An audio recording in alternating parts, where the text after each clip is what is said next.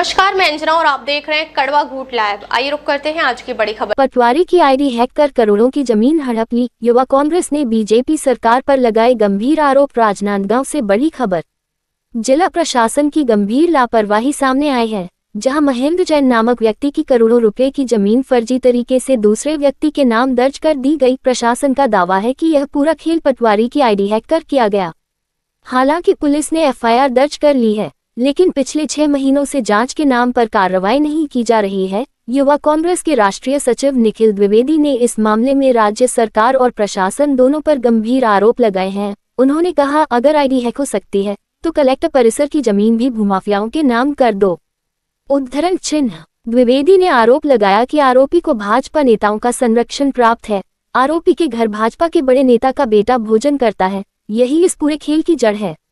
उन्होंने चेतावनी दी कि युवा कांग्रेस इस मामले में सड़क से लेकर सदन तक संघर्ष करेगी। इसी बीच नवागांव में हुई आगजनी के मामले में भी प्रशासन की भूमिका पर सवाल उठे हैं।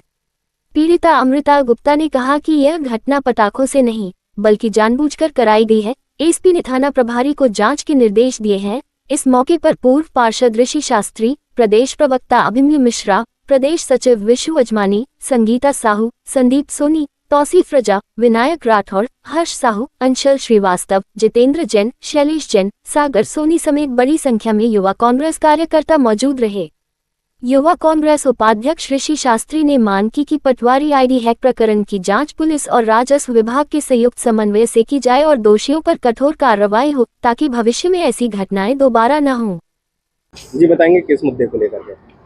कुछ दिन पहले जनवरी की घटना है कि एक पटवारी की आईडी हैक हो जाती है। प्रशासन कहता है कि पटवारी की आईडी हैक हो गई और एक शैलेश जैन है जिनके पिताजी के नाम से जमीन है, महेंद्र जैन, उनकी ज़मीन दूसरे के नाम से स्थानांतरित हो जाती है, राजेंद्र जैन के नाम से। और ये घटना आज लगभग 4-5 महीना 6 महीना हो गया है। इसमें अभी तक जांच ही चल रही है। बताते हैं 2-3 लोगों के ऊपर एफआईआर हुई, लेकिन उनकी अभी तक गिरफ्तारी नहीं हुई है।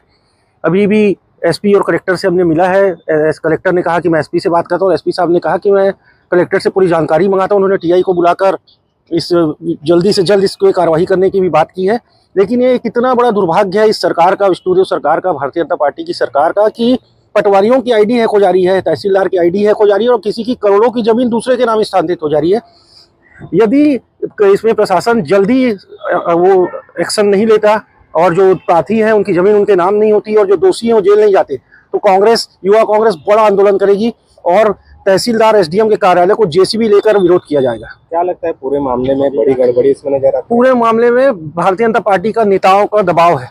राजेंद्र जैन जो है पहले कांग्रेस के पार्षद थे, अभी बीजेपी के आदमी हैं। उनके घर एक बड़े नेता अभी कुछ दिन पहले खाना खाने भी गए थे, मैं नाम ले रहा हूँ और जानते हैं, 2 दिन वहीं थे। तो उनका बहुत दबाव है और इस दबाव के कारण ये प्रशासन के हाथ पैर फूल रहे हैं कार्रवाई करने में। मांग क्या कर रहे हैं? मांग यही कर रहे हैं कि विभागीय जांच हो, एफआईआर जो दर्ज हुई है और जो दोषी है, एक मनीष वर्मा नाम के तहसीलदार से अभी तक बयान नहीं ले पाई है पुलिस, उनका ट्रांसफर कर दिया गया। जितने लोग इसमें इन्वॉल्व थे उस सबको हटा दिया गया, एसडीएम को हटा दिया गया था, तहसीलदार को हटा दिया गया था, पटवारी ट्रांसफर करा लिए थे। तो इन सारे जहां भी है, नारायणपुर में है, कोंडा गाँव में है, कोंटा में है, इनको पुलिस को वहां से उठाकर लाकर बयान लेना चाहिए और इनको गिरफ्तार करके जेल भेजना चाहिए। कि इतना बड़ा प्रकरण कि किसी जनता की जमीन को दूसरे के नाम हस्तांतरित कर दी जा रही है, उसको पता ही नहीं चल पा रहा है। पटवारी की भूमिका कैसी लग रही है?